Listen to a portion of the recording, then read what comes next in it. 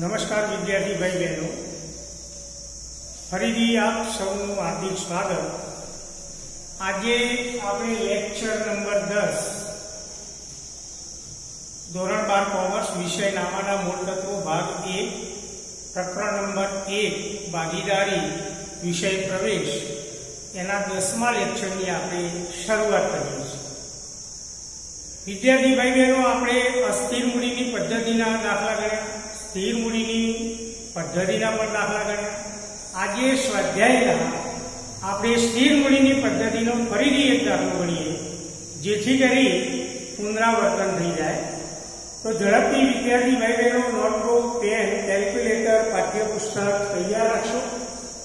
પ્રશ્ન નંબર 11,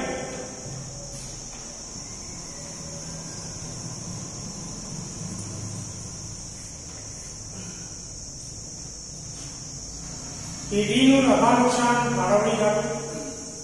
3 ભાગીદારો, તો 3 ભાગીદારોનો ચાલુ ખાતું અને 3 ભાગીદારોનો મૂડી ખાતું। રકમ ઝડપથી આપણે જોઈએ। ઈશા, સરસ્વતી, લક્ષ્મી શરૂઆતની મૂડીના પ્રમાણમાં નફો નુકસાન વહેંચી લેતા ભાગીદારો। અંડરલાઈન, શરૂઆતની મૂડીના પ્રમાણમાં 1/4/2016 તેમના સ્થિર મૂડી ખાતાની બાકી અનુક્રમે 40,000, 40,000 અને 20,000। તે તારીખે તેમના ચાલુ ખાતાની બાકીઓ નીચે પ્રમાણે: ઈશા 5,000 જમા બાકી, સરસ્વતી 4,000 જમા બાકી, લક્ષ્મી 3,000 ઉધાર બાકી। ભાગીદારોનો વર્ષ દરમિયાન કુલ ઉપાડ 20,000, કુલ ઉપાડ 20,000 જે અનુક્રમે 2:1:2 ના પ્રમાણમાં। અંડરલાઈન, ઉપાડનું પ્રમાણ 2:1:2। ઈશાએ તારીખ 30/6/2016 3,000 અને તારીખ 1/10/2016 2,000 પેઢીને લોન પેટે આપી। પેઢી માટે લીધેલી લોન કહેવાય। પાકા સળિયામાં મૂડી લેવા બાજુ દર્શાવાય। લક્ષ્મી 30/11/2016 વધારાની મૂડી પેટે બહાર કાઢે। નવો મુદ્દો: ભાગીદારી કરાર પત્ર અનુસાર મૂડી ઉપર 10% વ્યાજ ગણવું, ઉપાડ ઉપર અનુક્રમે 800 રૂપિયા, 500 રૂપિયા, 700 રૂપિયા વ્યાજ ગણવું, ચાલુ ખાતાની શરૂઆતની બાકી ઉપર 8% વ્યાજ ગણવું, પેઢીમાં સક્રિય કાર્ય કરવા બદલ ઈશાને તારીખ 1/11/2016 થી દર મહિને 800 રૂપિયા લેખે પગાર આપવો, વહેંચણી પાત્ર નફાના 3500 મકાન ભંડોળ ખાતે લઈ જવા, 31/3/2017 પૂરા થતા વર્ષનો ઉપરોક્ત હવાલા નાખ્યા પહેલોનો અને ઈશાની લોનનું વ્યાજ ગણ્યા પછીનો નફો 20,880। ઉપરની માહિતી પરથી પેઢીનું નફા નુકસાન ફાળવણી ખાતું, ભાગીદારોનો મૂડી ખાતો તથા ભાગીદારોનો ચાલુ ખાતો તૈયાર કરો। નફા નુકસાન ફાળવણી ખાતું, પેઢીનું ખાતું ઝડપથી બનાવી દઈશું। 14-15 લીટીનું, 3 ભાગીદારોનો ચાલુ ખાતો 8-9 લીટીનો અને 3 ભાગીદારોનો મૂડી ખાતો 4-5 લીટી। ફરીથી મિત્રો, સ્થિર મૂડીની પદ્ધતિથી આપણે દાખલો કરી રહ્યા છીએ। તો સ્થિર મૂડીની પદ્ધતિમાં ફક્ત ભાગીદારોના મૂડી ખાતામાં મૂડી જ દર્શાવાય। વર્ષ દરમિયાન ભાગીદાર વધારાની મૂડી લાવ્યો હોય તો તે દર્શાવાય। દાખલામાં વધારાની મૂડી આપી, પણ મૂડી સિવાયનો કોઈ વ્યવહાર મૂડી ખાતામાં લખાય નહીં।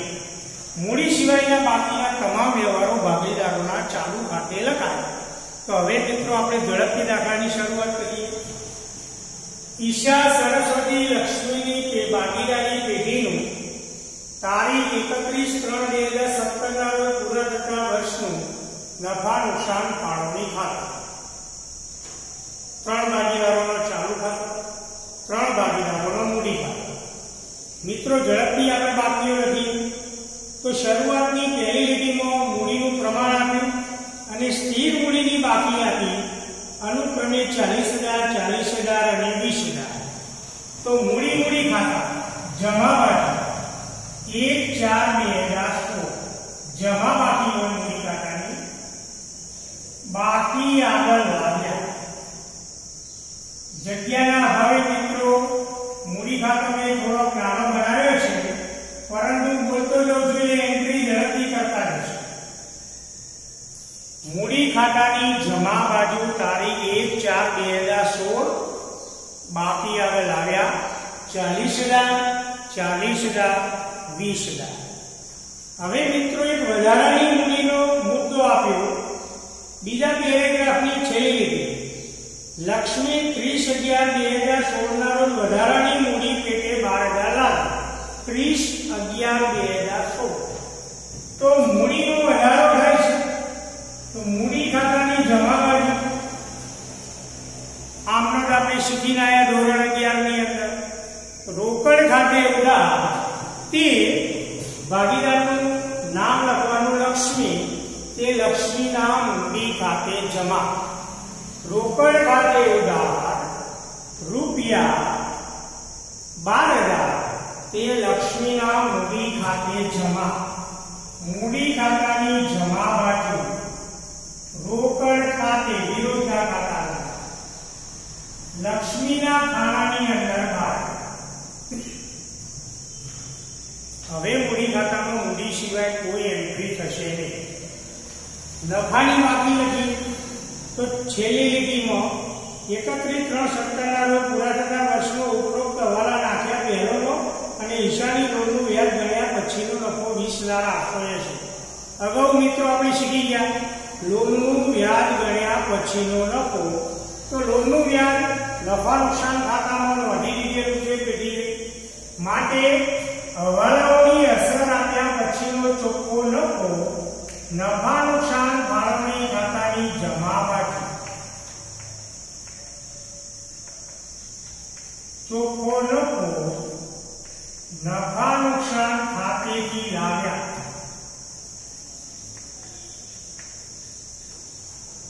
20,880।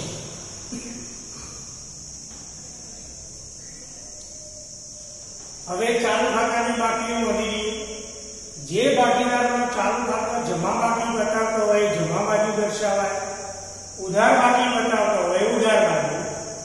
ચોપડીની અંદર નજર કરો બીજા પેરેગ્રાફમાં ઈશા અને સરસ્વતીનું ચાલુ ખાતું જમા બાકી બતાવે છે માટે જમા બાજુ, અને લક્ષ્મીનું ચાલુ ખાતું ઉધાર બાકી બતાવે છે માટે ઉધાર બાજુ। વર્ષ શરૂ થાય 1/4/2016, જમા બાજુ 1/4/2016, બાકી આગળ આવ્યા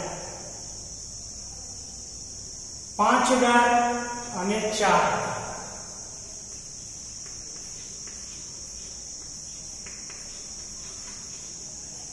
લક્ષ્મીનું ચાલુ ખાતું ઉધાર બાકી બતાવે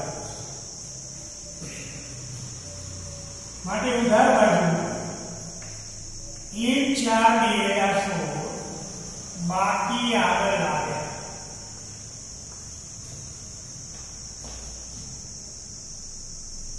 3,000।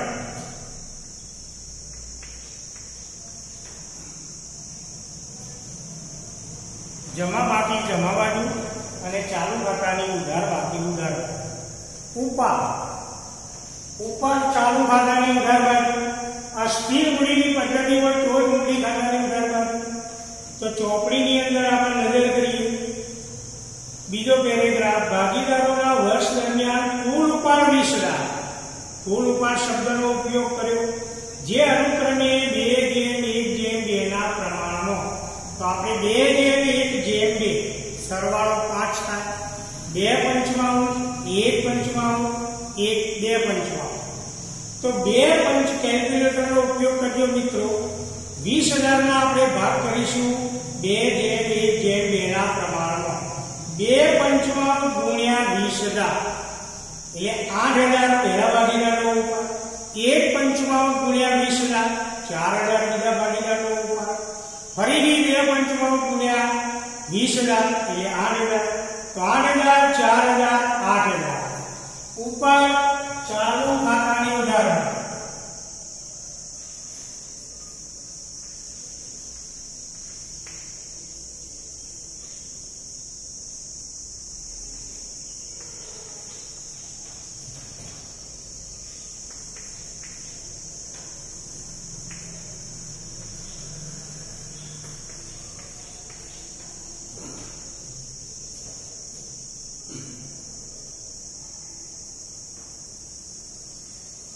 $8,000 4,000 8,000 બાકીઓ બધી નોંધી દીધી। શરૂઆતથી આપણે ફરીથી ઝડપથી જોતા જઈએ। પહેલી લીટીમાં મૂડીનું પ્રમાણ, સ્થિર મૂડીની એન્ટ્રી થઈ ગઈ, ચાલુ ખાતાની બાકીઓ લખાઈ ગઈ, ઉપાડ લખાઈ ગયો।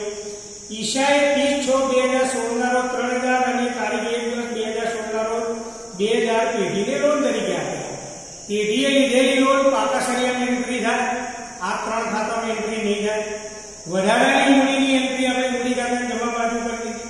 હવે કરારની જોગવાઈઓનું પાલન કરીએ।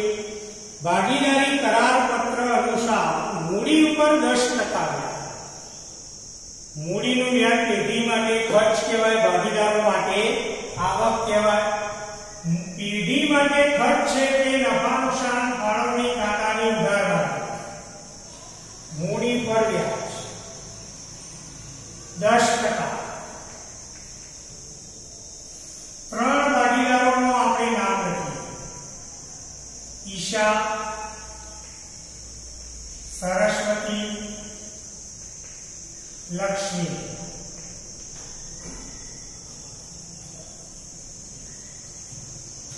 મિત્રો ઝડપથી કેલ્ક્યુલેટરનો ઉપયોગ કરશો। ઈશાની શરૂઆતની મૂડી 40,000। ઈશા વધારાની મૂડી લાવી નથી, માટે શરૂઆતની 40,000 મૂડીનું 10% લેખે 4,000। સરસ્વતી, એની શરૂઆતની મૂડી 40,000, એ પણ વધારાની મૂડી લાવી નથી, માટે 40,000 ના 10% 4,000। નવ મુદ્દો, લક્ષ્મીની શરૂઆતની મૂડી 20,000। મિત્રો 20,000 ની શરૂઆતની મૂડીનું આખા વર્ષનું વ્યાજ 20,000 ના 10% લેખે 2,000। લક્ષ્મી 30/11/2016 ના રોજ 12,000 વધારાની મૂડી તરીકે લાવી, તો વધારાની મૂડીનું વ્યાજ પણ આપણે ગણીશું। 30/11 નવેમ્બર મહિનાના અંતે લાવ્યા, માટે નવેમ્બર માસનું વ્યાજ ગણાય નહીં, નવેમ્બર પછીનું વ્યાજ ગણાય। તો નવેમ્બર પછી ડિસેમ્બર, જાન્યુઆરી, ફેબ્રુઆરી અને માર્ચ 4 માસનું વ્યાજ ગણાય। તો 12,000 ના 10% લેખે આખા વર્ષનું વ્યાજ 1200 રૂપિયા થાય। તો 4 મહિનાનું વ્યાજ આપણે ગણીશું। ડિસેમ્બર, જાન્યુઆરી, ફેબ્રુઆરી અને માર્ચ 4 મહિનાનું વ્યાજ આપણે 10% લેખે ગણીશું। તો 4 મહિનાનું વ્યાજ 1200 × 4 12। તો 400 રૂપિયા વધારાની મૂડીનું વ્યાજ થાય। તો લક્ષ્મીની મૂડીનું ટોટલ વ્યાજ 2,400। ફરીથી લક્ષ્મીની શરૂઆતની મૂડી 20,000 નું 10% લેખે આખા વર્ષનું વ્યાજ 2। 30/11 વધારાની મૂડી લાવી, એટલે ડિસેમ્બર, જાન્યુઆરી, ફેબ્રુઆરી અને માર્ચ 4 મહિનાનું વ્યાજ 12,000 ના 10% લેખે 1200 રૂપિયા આખા વર્ષનું વ્યાજ। તો 4 મહિનાનું વ્યાજ 4/12 માટે 400 રૂપિયા વધારાની મૂડીનું વ્યાજ થાય। તો લક્ષ્મીની મૂડીનું ટોટલ વ્યાજ 2,400। સરવાળો 12 ના પદ, તો ત્રણેય ભાગીદારોની મૂડીનું વ્યાજ 10,400 પેઢી માટે ખર્ચ કહેવાય અને ત્રણેય ભાગીદારો માટે આવક કહેવાય, માટે ચાલુ ખાતાની જમા બાજુ।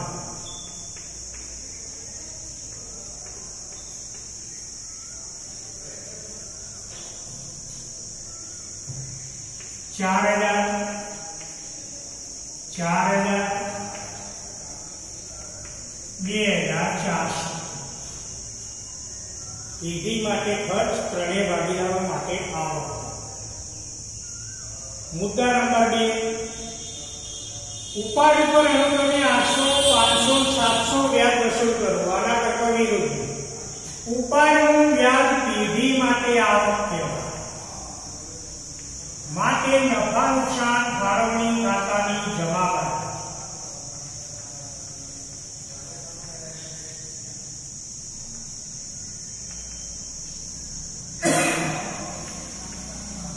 ઈશા, સરસ્વતી અને લક્ષ્મી વ્યાજની રકમ આપી દીધી, આપણે ગણવાનું રહેતું નથી. 800, 500, 700.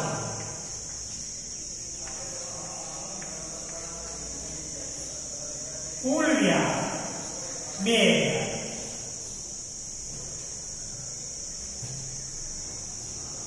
પેઢી માટે આવક કહેવાય, પણ ભાગીદાર માટે ઉપાડનું વ્યાજ ખર્ચ કહેવાય. માટે ચાલુ ખાતાની ઉધાર બાજુ 31/3/2017 ઉપાડ પર 800, 500, 700. વાર્ષિક હિસાબ આપણે શીખી ગયા છીએ. મુદ્દા નંબર 3 ફરીથી અગત્યનો મુદ્દો. ચાલુ ખાતાની શરૂઆતની બાકી ઉપર 8% વ્યાજ મળવું. ઈશા અને સરસ્વતીનું ચાલુ ખાતું જમા બાકી બતાવે છે. ચાલુ ખાતાની જમા બાકીનું વ્યાજ પેઢી માટે ખર્ચ કહેવાય, ભાગીદાર માટે આવક કહેવાય. પેઢી માટે ખર્ચ એટલે નફા નુકસાન ફાળવણી ખાતાની ઉધાર બાજુ અને ચાલુ ખાતાની જમા બાજુ ક્રોસ વિરુદ્ધની અસર રહેશે. જે ભાગીદારનું ચાલુ ખાતું ઉધાર બાકી બતાવતું એનું વ્યાજ પેઢી માટે આવક કહેવાય, ભાગીદાર માટે ખર્ચ કહેવાય. મિત્રો સરળતા ખાતર જે ભાગીદારનો ચાલુ ખાતો જમા બાકી બતાવતો હોય એને એ જમા બાકીનું વ્યાજ ચાલુ ખાતાની જમા બાજુ અને ફાળવણી ખાતાની ઉધાર બાજુ. જે ભાગીદારનું ચાલુ ખાતું ઉધાર બાકી બતાવતું હોય એ ઉધાર બાકીનું વ્યાજ ચાલુ ખાતાની ઉધાર બાજુ અને બીજી અસર નફા નુકસાન ફાળવણી ખાતાની જમા. તો આપણે ચાલુ ખાતાની જમા બાજુ એન્ટ્રી કરીએ, શબ્દો લખીએ. ચાલુ ખાતાની જમા બાકીનું વ્યાજ. ચાલુ ખાતાની જમા બાકીનું વ્યાજ 8% લેખે આપણે કહીએ છીએ વ્યાજ. 5000 ના 8% એટલે 400, 4000 ના 8% એટલે 320. ભાગીદાર માટે આવક. બીજી અસર વિરુદ્ધની બાજુ પેઢી માટે ખર્ચ કહેવાય.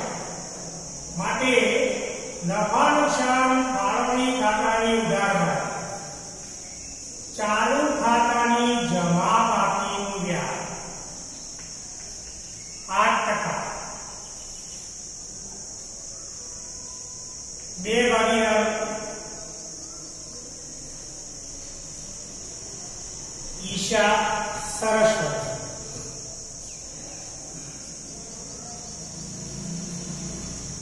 $400-320 સરવાળો 720. ચાલુ ખાતાની જમા બાકીનું વ્યાજ પેઢી માટે ખર્ચ ગણાય, ભાગીદારો માટે આવક. હવે લક્ષ્મીનું ચાલુ ખાતું ઉધાર બાકી બતાવે છે તો એની ઉધાર બાકીનું વ્યાજ ચાલુ ખાતાની ઉધાર બાજુ.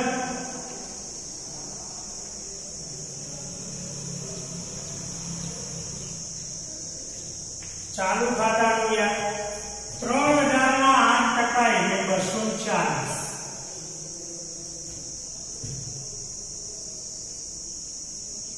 પેઢી માટે આવક. માટે નફા નુકસાન ફાળવણી ખાતાની જમા બાજુ ચાલુ ખાતાની ઉધાર બાકીનું વ્યાજ 8%. ભાગીદારના નામનો ફરજિયાત પડે ઉલ્લેખ. લક્ષ્મી.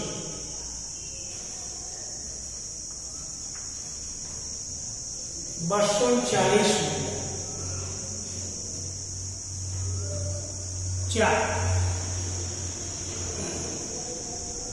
થોડીક સ્પીડ રાખશો મિત્રો. પેઢીમાં સક્રિય કાર્ય કરવા બદલ ઈશાને 1/11/2016 થી દર મહિને ₹800 લેખે પગાર આપો. પગાર પેઢી માટે ખર્ચ કહેવાય, ભાગીદાર માટે આવક. તો પેઢી માટે ખર્ચ છે, માટે નફા નુકસાન ફાળવણી ખાતાની ઉધાર બાજુ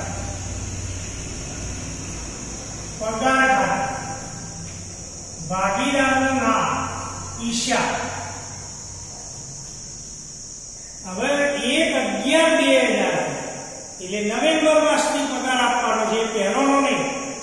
નવેમ્બર, ડિસેમ્બર, જાન્યુઆરી, ફેબ્રુઆરી અને માર્ચ 5 માસનો પગાર આપવાનો થાય.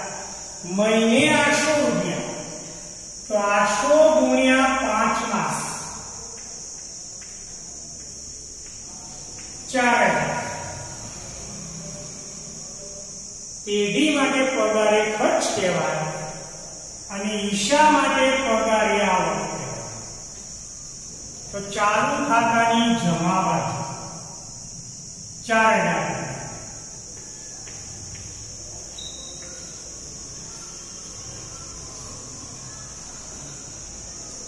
5 નવો મુદ્દો આવ્યો મિત્રો.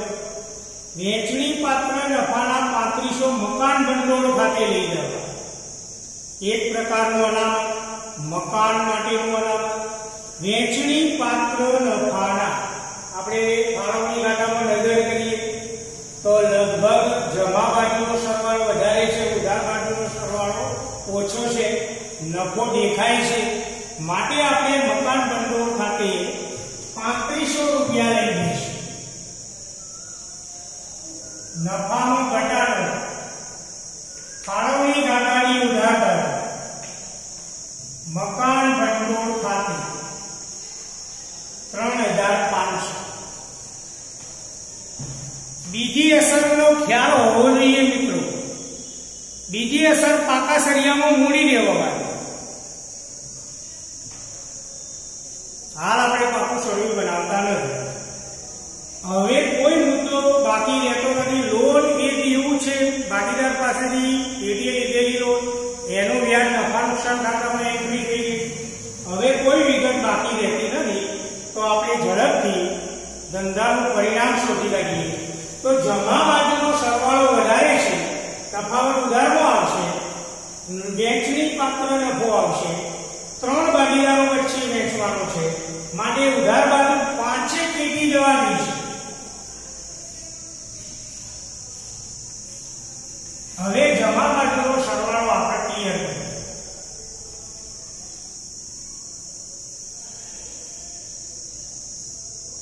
ચેક કરતા રહેશું મિત્રો. ભૂલચું સરવાળો મોઢે કરું છું.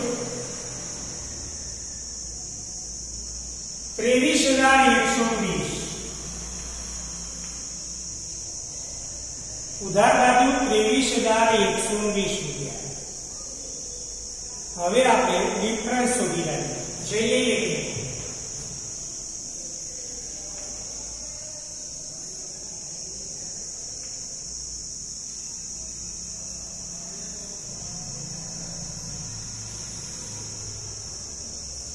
ચેક કરશો મિત્રો. મેં મોઢે તફાવત શોધી કાઢ્યો. 4500 રૂપિયા ડિફરન્સ. 4500. નફા નુકસાન ફાળવણી ખાતાની જમા બાકી, જેને આપણે વેચણી પાત્ર નફો પહેલી સ્થિર મૂડીની પદ્ધતિ માટે ચાલુ ખાતું. વેચણી પાત્ર નફો ચાલુ ખાતું. શરૂઆતની મૂડીના પ્રમાણમાં નફો નુકસાન. મૂડી ઉપરથી આપણે પ્રમાણ શોધી કાઢીએ. 4/4/2. હજુ નાનું કરીએ પ્રમાણ 2/2/1. 3 ભાગીદારોના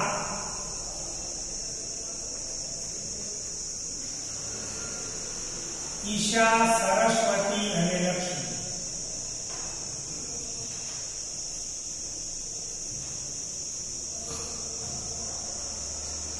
ઝડપથી આપણે નફાની વહેંચણી કરીએ. 2/2/1. 2 પંચમાંશ ગુણ્યા 4500 1800. ફરીથી 2 પંચમાંશ ગુણ્યા 4500 1800. 1 પંચમાંશ ગુણ્યા 4500 900. સરવાળો 4500.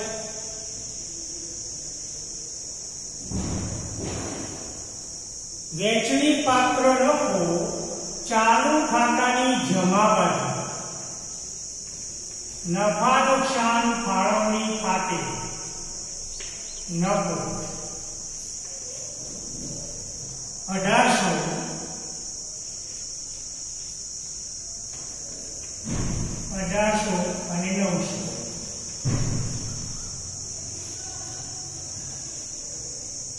ફાળવણી ખાતું ક્લિયર। હવે મિત્રો બહુ અગત્યની બાબત, ચાલુ ખાતાની બાકીઓ શોધવી। ચાલુ ખાતાની જમા બાકી પણ હોઈ શકે અને ઉધાર બાકી પણ હોઈ શકે। આપણે નજર કરીએ તો ઈશાના ચાલુ ખાતામાં 5009 કરતો વધારે સરવાળો જમા બાજુ છે, ઉધારનો સરવાળો ઓછો દેખાય છે, માટે ઈશાનું ચાલુ ખાતું જમા બાજુનો સરવાળો વધારે છે, માટે જમા બાકી બતાવશે। એ જ પ્રમાણે સરસ્વતીના ચાલુ ખાતામાં પણ જમા બાજુનો સરવાળો વધારે દેખાય છે, માટે એની પણ જમા બાકી આવશે। બાકી એક જમા બાકી આવશે ઉધાર બાજુ। ત્યાર પછી લક્ષ્મીના ચાલુ ખાતામાં ઉધાર બાજુનો સરવાળો વધારે દેખાય છે, તફાવત જમામાં આવશે, માટે ઉધાર બાકી બતાવશે। તો અહીંયા પણ બાકી લખવા માટે જગ્યાની જરૂર પડશે, તો આપણે એક બે લીટી જવા દઈ સરવાળાની લીટી દોરી બંને બાજુ।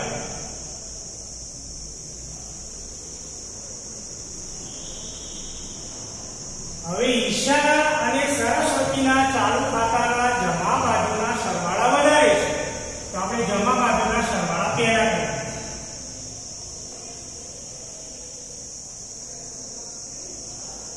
ચેક કરતા રહીશું મિત્રો।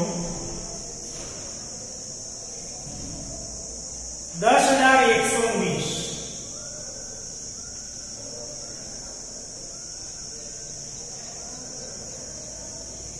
15,200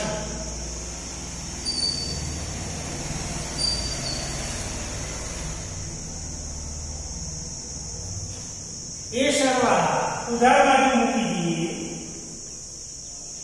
15,200 10,119 ડિફરન્સ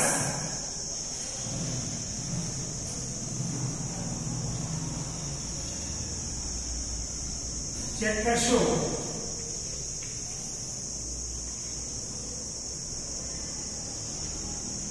चेक करता रहिए। पहला भागीदार जमा बाकी 6,400, बीजा भागीदार चालू खाता की जमा बाकी 5,619।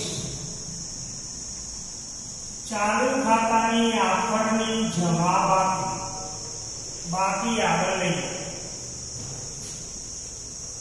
ये बाकी नवा वर्षे शुरुआतनी बाकी बनी जाए। હવે ત્રીજા ભાગીદારના ચાલુ ખાતાનો ઉધાર બાજુનો સરવાળો વધારે છે,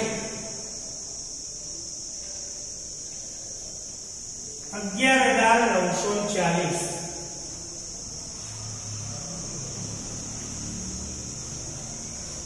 ડિફરન્સ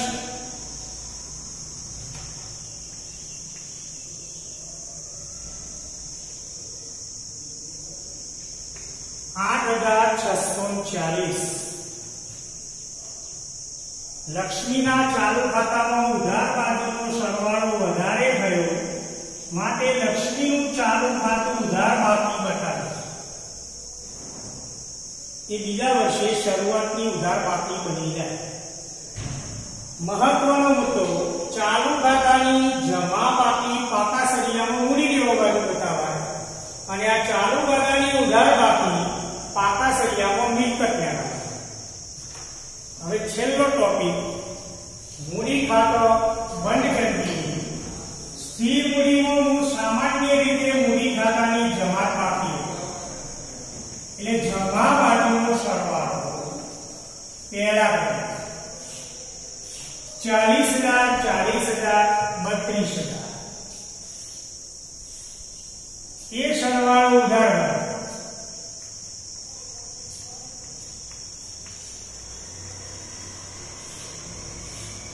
40,000 40,000 32,000 સ્થિર મૂડી છે, માટે તફાવત પણ ઇનામી 40,000 40,000 32,000 એ 31/3/2017 બાકી આગળ લઈ ગયા. આખરની મૂડી પાકા સળિયામાં મૂડી લેવા બાજુ બતાવાય. તો મિત્રો આપણે અસ્થિર મૂડીની પદ્ધતિના પણ 2 દાખલા ગણ્યા અને સ્થિર મૂડીની પદ્ધતિના પણ દાખલા ગણ્યા. એટલે લગભગ તમને મહત્વની બધી બાબતોનો ખ્યાલ આવી ગયો હશે. ઝડપથી ઘેર પાછો સમય મળે ત્યારે દાખલો ગણશો. હવે પછી લેક્ચર નંબર 11 જ્યારે આવશે ત્યારે વળી એક મહત્વના છેલ્લા દાખલાનું ગણન કાર્ય કરશું. ખૂબ ખૂબ ધન્યવાદ.